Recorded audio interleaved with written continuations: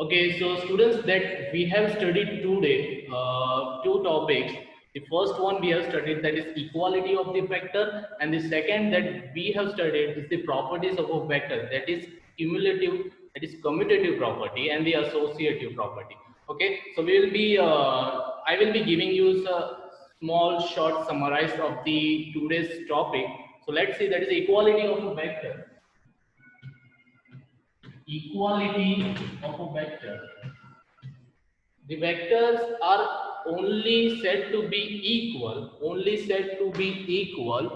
if the two vectors, that is A vector, that is two vectors, that is A vector and B vector, if they are of the same quantity. The first point is that if these two vectors are of same quantity. Second, that is, if these two vectors are force, then these two vectors are considered to be equal. If they are velocity, then they are considered to be equal. And if they are also like any other vector, but of the same quantity, then they are also considered to be equal. And one more thing, the different vectors are not considered to be equal. It's an logical that force cannot be equal to velocity, though they are of the same magnitude and following in the same direction, but they won't be considered to be equal vector. Okay.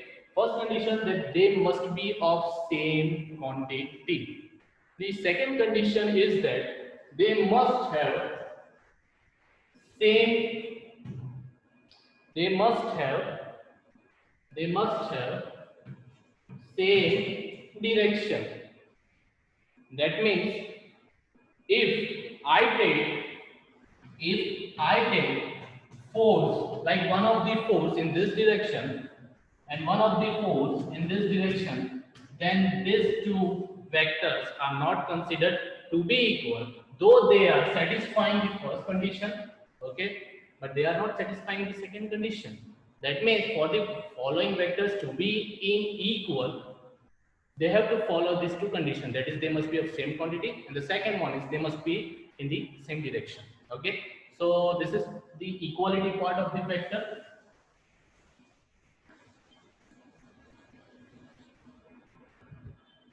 Now we have seen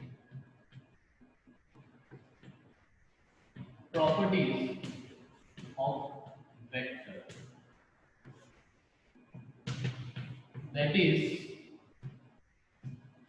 commutative property. You might have studied in lower standard, that is a plus b is equal to b plus a. So same property applied for the vector. If we add a plus b, the resultant we will be getting will be equal to b plus a. Okay. With the help of graph, you are able to identify that the resultant which we are getting in the a plus b will be equal to the b plus a. Now the second property that we have seen today is associative property. Associative property. That is, if we add a plus b, then the resultant which we are getting by adding a plus b, if we add that resultant with the another vector, that is c, we will be getting one more resultant, that is the resultant of the final, and this resultant, our final, will be equal to this is sign for the equal to, because I am not having this space. Okay, will be equal to, if we are adding the same vector in a different way, like this, that is, first we'll be adding b plus c, then the resultant which we are getting from b plus c is added to the a, then the final resultant which we will be getting from this whole vectors, it will be equal to the R final of these vectors. Clear? So this is the two important property, that is commutative property and the associative property. And tomorrow we will be going to see the null vector and the parallelogram law of vector addition. Okay. These are very important topic. Okay, if you forget, somehow you are unable to watch, okay, you can go through the previous video, okay, which is the revision video again. You might get some help from it to understand the previous topic. Okay, thank you.